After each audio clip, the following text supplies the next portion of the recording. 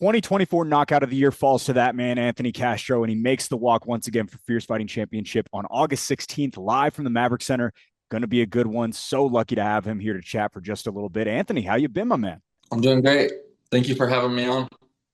I'm so happy to have you, and I think I want to kick things off where we left off back in November of last year. Been a little bit of time since your last walk to the cage. Has that been something on purpose, or has a couple things just kind of roadblocked you from getting back into the cage and competing? Um, you know, uh, I like to be my absolute best for fights. I mean, I've done a lot of focus. I've been focused right now, so I'm grateful to have the opportunity that you guys are giving me, and I'm very grateful. So I want to say thank you guys, Oh, of course.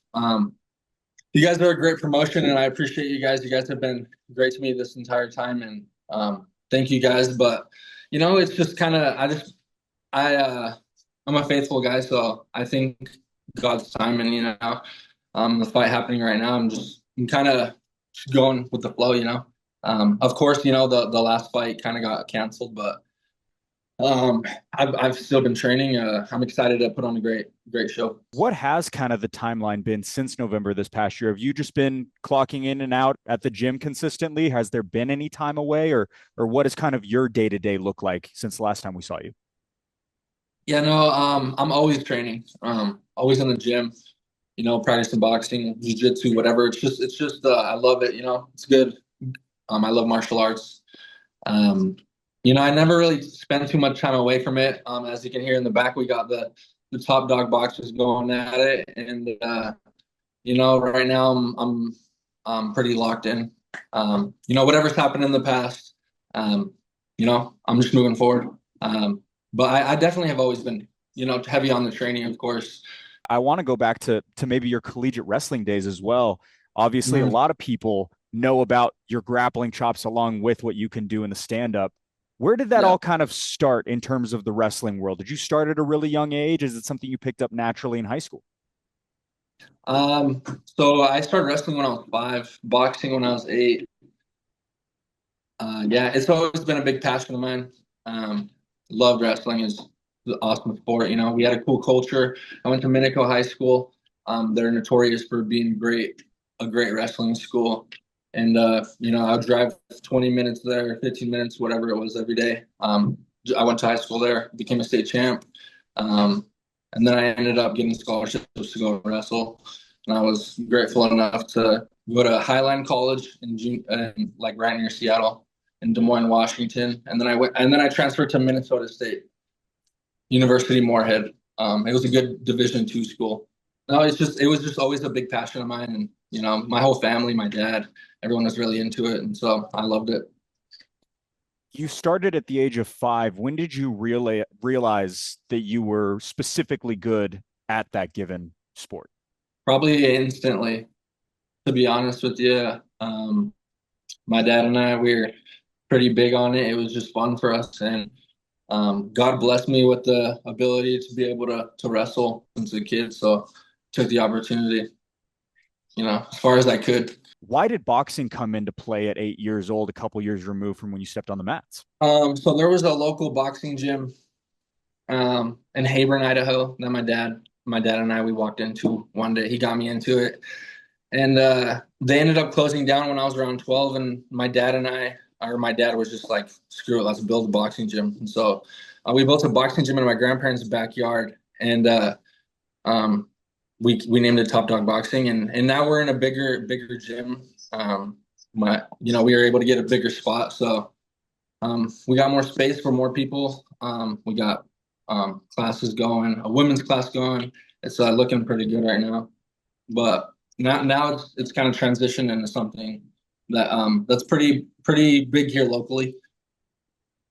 But yeah, That is an kind of always just stayed with it throughout the years. how much has it kind of built up over the years? Was it just you and your dad for a certain amount of time, or was it kind of always open to the public?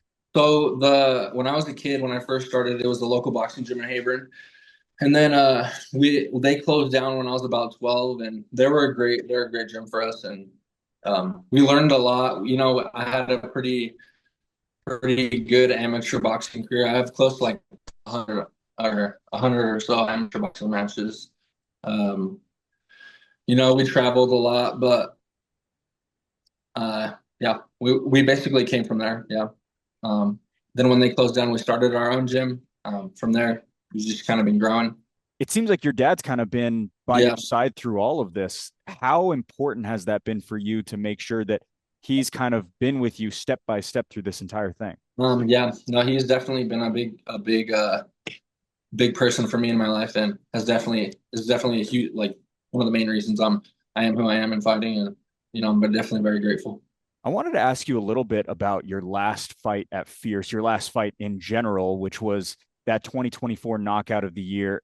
Unbelievable finish by you, just first and foremost, separating myself from the professionalism of it. Just as a fan, that was incredible what you were able Thank to you. do. Is that one of the most satisfying moments of your entire fight career, given the wrestling matches, the boxing matches, everything in between? Where does that rank up in terms of highlights for you? It's the best feeling in the world when I'm able to finish a fight like that. I'm very grateful. I've been able to finish some fights like that, and I'm gonna continue to do so. I've been definitely been putting in a lot of work, but um, that's definitely been some good highs in my life for sure. Just getting to win those big fights, and definitely going to keep chasing more. That's kind of the next thing I wanted to ask you about is your timetable and what you want to do next. You're 25 a couple weeks from now, and all that considered, what do the next 5 to 6 years look like for you in your fighting career? Honestly, I'm trying to definitely do very good in this business, and be smart and make it to the top, get in, do what I want to do as far as my goals, finances, all that stuff, get in, get out. Of course, always being involved in the sport, um, coach martial arts, promote fights, even, have my own fighters one day, but just, definitely make it to the UFC as well. Go get that belt. Um, any other belts in any promotions I fight for, I'm coming to definitely make huge statements in this game. When do you think that all kind of Thank you. solidified for yourself? I mean, when I started boxing, I was a super confident young kid, and I started winning these fights in boxing, and since then, I've kind of always just like loved the sport when I first got into boxing. But even when I was wrestling, the UFC was super cool to me when I was a kid, and I was like, I was watching Anderson Silva one day, and he was just like making people miss, like looking super good, and I was like, I'm gonna do that. Like, if I love boxing now, I want to chase that, you know. And it's just cool. You can do good things if you make it to a certain level in life. I feel, I want to help people as well, not just, I want to like do what we're doing back here, keep the gym going, and give it all to God for sure. You've mentioned a lot about giving back to your community, giving back to these gyms. Is a Yeah, lot of that because it seems like this is kind of a family affair? It seems like a lot of support from your family, obviously your dad as well. Is that kind of the yeah, reason, your reason why to excel in this to the level that you want to? yeah. I mean, I have high goals for myself, and there's definitely, especially around this area, there's people that can kind of, they can see what I'm doing, and it might motivate them to put their kids in it, or and that might help them advance in other aspects of their life. So, if I'm chasing my goals, I can definitely help those around me chase my goals too, and it's just good. I think it's a good energy. It's good, diving into martial arts and trying to become a better person. That's always a positive. Between you and Justin Horsley and some other names who have popped out of your gym over the past year or so, what do you make of the Idaho MMA scene? Because for my money, it seems like you guys have some of the best guys coming out at the moment. Who are some of the other names or maybe the other gyms that you have on your radar? I mean, whoever steps up to the plate, that we have to go against, and then that's who we're coming after. We definitely work hard in here. Justin Horsley is a great example of a fighter who works hard, and he gets his goals done. He achieves what's in front of him. He's one of the hardest workers I've ever met. So um, I'm grateful to train along these guys. We got the Wild Boy Hot Beltron as well. Yeah. We have some serious fighters in here. Justin Horsley gave a little bit of his side of the story in terms of how you guys met up, but I'm curious from your point of view, how did you two link up alongside Javier Castro and all of these other guys, but primarily you and Justin Horsley, who are going to be competing on this same card? How did you guys come to meet and start training together? Well, he's a Declo high school wrestling coach. So I mean he's it's pretty easy to know him around this area. But I think I met him through my dad and my MMA coach Pete Nunez. So he's also a big part in Top Dog Boxing. Of course, he has the Full Force MMA side, and he's been great for us. So, we basically see him as family. He's been there every step of the way as well. Can you break down a little bit of the difference between Top Dog Boxing and Full Force MMA? Primarily, just are they? Do you guys train together? Because it's both of them at all times, is what I understand. Yeah. So basically, Top Dog Boxing is my dad. He's like the head coach. I'm the first. I'm basically helping him with the gym too. Like see, I just say I'm one of our fighters. Mm-hmm. But and then Full Force MMA. Pete actually met my dad when I was like around the age of 18, and that's when I did my first amateur fight. But my dad was like talking to Pete. He's like, "Can you get Anthony in MMA?" And so he kind of taught me kickboxing. He took me to good instructors who knew what they're talking about. He was a great pro back in the day as well. So he has kind of the MMA aspect going. He's been great for us as far as like networking and stuff like that, and helping promote me with promoters, and my dad as well as Pete have been pretty good in my business management standpoint so far. 5-0 amateur, 2-0 pro. For you, what's kind of been the secret to success over the years? Chasing my dreams. Um, you know, like I don't really believe any limits right now. Kind of just trying to see what I can do and follow what God has in store for me. Is it as simple as a dream for you, or how much magnitude does a date on August 16th mean to you? Yeah, I mean, I know I'm gonna have huge fights along the way, and I just prepare myself to go handle business and do it for the right reasons, of course, and just hold myself to a professional level. Make sure I'm doing business for my team and my friends and family and people that have been with me throughout this whole thing. And yeah, I think a lot of people really look at you and think that you have the abilities to get to that next level. Another guy very similar is the man you're going to be standing across the cage from, Melvin Naranjo. He boasts a 5-0 professional record himself. Have you kept an eye on yeah, him over the years? Because you guys are in the same state, I should say. yeah. I mean, he seems like a great fighter, and I'm definitely excited to you know go to war with him for sure. So all respect to all my opponents.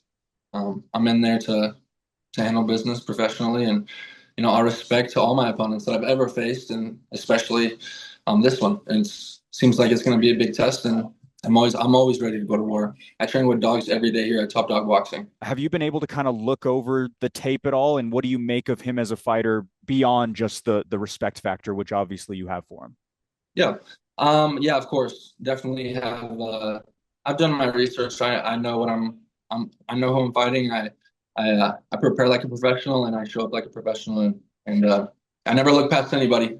This is a brutal sport, and I'll be prepared as best as I can be. Anthony, I think final question from me. One thing I've just taken away from this is you have every reason to be brash and to puff your chest out, and you don't. You're so humble, respectful, kind, I should say. Where does that stem Thank you. from? Is that family? Is that the way you were raised? What is it that makes you level headed in a sport where so many people are not? I mean, I definitely think I'm confident for sure. My confidence has been a great key factor for me.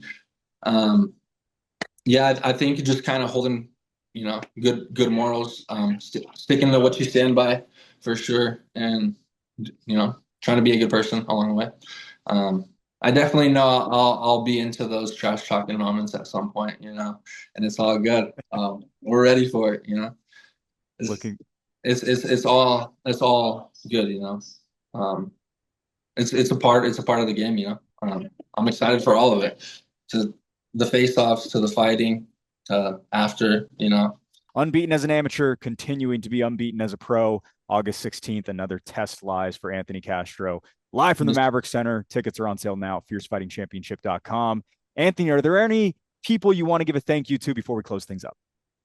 Yes. I want to thank my team here at Top Dog Boxing and Full Force MMA. I have a list of sponsors, honestly, that I need to be naming off right now, but I had it written down somewhere.